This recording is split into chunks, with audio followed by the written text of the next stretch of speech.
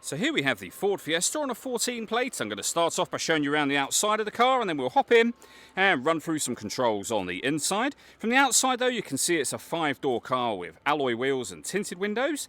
Let's start off inside the boot and then work our way around the rest of the car from there. As we approach the back of the car, you can see we have reversing sensors, plenty of boot space as well, along with that 60-40 split folding rear seat should you wish to increase this space even further.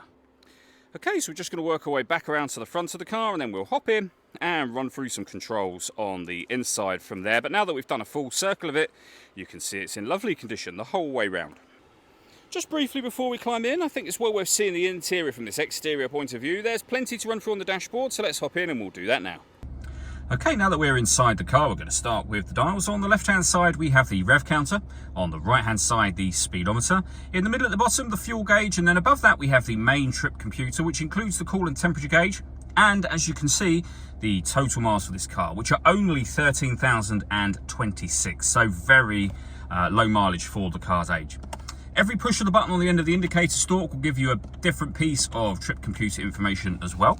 If we back out to the steering wheel, we have stereo and phone controls on the left-hand side, and on the right-hand side we have cruise control for the car. Over in the center is the main stereo and the screen for the stereo directly above that. You can access your radio. So as you can see, this car has got DAB, AM, FM radio as well. Every push of the radio button will take you round to a different waveband back to the beginning again.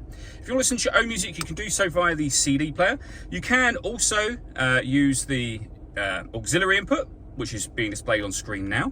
No USB device. USB input once you connect a device up, of course, and Bluetooth audio. So once you pair your phone, you'll be able to make and receive phone calls and stream your music wirelessly as well.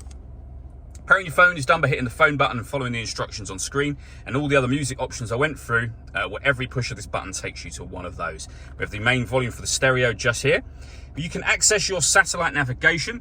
Really nice clear color display, as you can see. It's a very easy system to use. And then below that, we have the climate control. You can adjust the fan speed.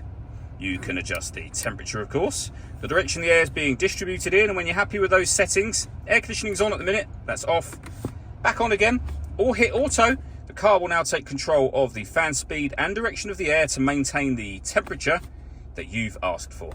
Any manual adjustment you can make, and you can override auto by adjusting the fan speed. You see auto has now gone off. We can turn off the stop and start. This car is designed to cut out when it's stationary in traffic to save you fuel. That system is off when that light shows. We can turn our parking sensors on and off from here. We have a heated driver's seat with 2 heat settings, and the same for the passenger side. We then have a 5-speed manual gearbox, a 12-volt charging socket, and the auxiliary and USB inputs that I went through just a moment ago.